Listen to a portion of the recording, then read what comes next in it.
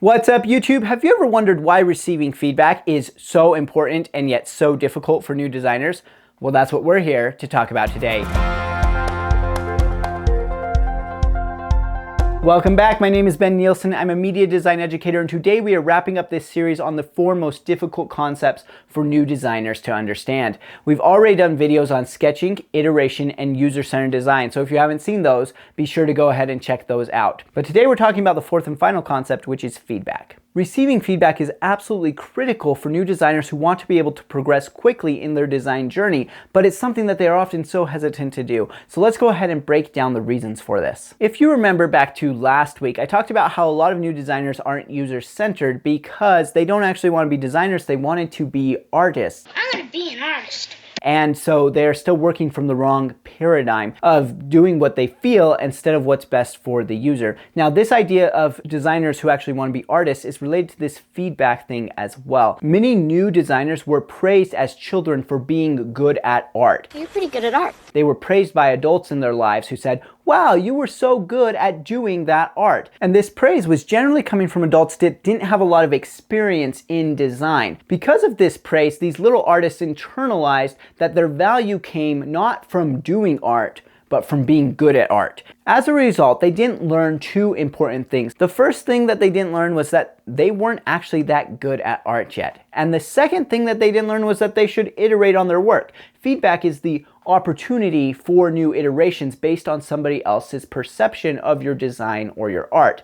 And because they weren't receiving feedback, they were just being told that they were good at it, they never learned to iterate, which of course is a concept that we've already talked about in this series. So when these new designers get into design and they start receiving feedback, they're shocked by it. They don't understand why they're being told that something isn't exactly right and perfect with their work. And they've internalized that their value is based on being good at art. And so when they receive this feedback, they think, well, I'm not good at art, or they won't be giving me this feedback. And if I'm not good at art, what am I? They have an identity crisis, and that leads them to stop seeking feedback. And this is a major problem because seeking feedback would give them the opportunity to improve, which would actually turn them into good designers, which is what they ultimately want to be. And so they are really sabotaging themselves by doing this, but it's not really their fault. It's the fault of the people who taught them on their way to becoming new designers and the people who might be teaching them as new designers. As I talked about last time, a lot of college professors in design programs actually come from an art background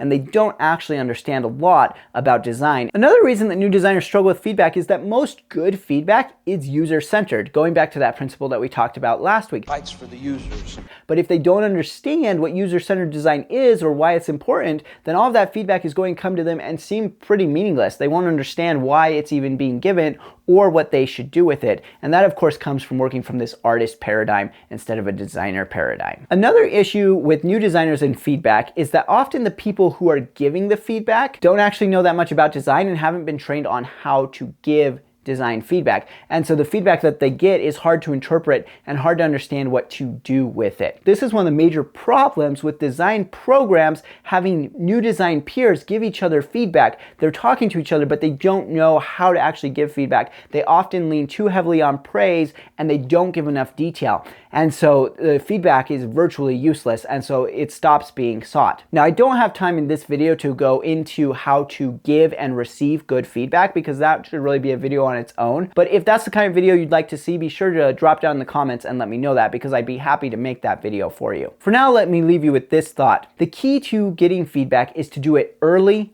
and to do it often. It is so much better to get feedback at your sketching phase than right at the end of the project when your design is done. Because if you get it at the sketching phase and the idea is bad, you can just toss that idea out and move on. If you get it at the end phase and that idea is bad, it's much harder to toss it out, and tossing it out means returning back to the very beginning. You told me to go back to the beginning. So I have. And starting over, which is a difficult thing for new designers to want to do. Understandably, it's going to take a lot more work. So getting that feedback early and then continuing to get feedback throughout the design process is so helpful. Now, I'll tell you, I've seen a lot of new designers, and there are new designers who seek feedback early and often, and there are new designers who just don't seek feedback.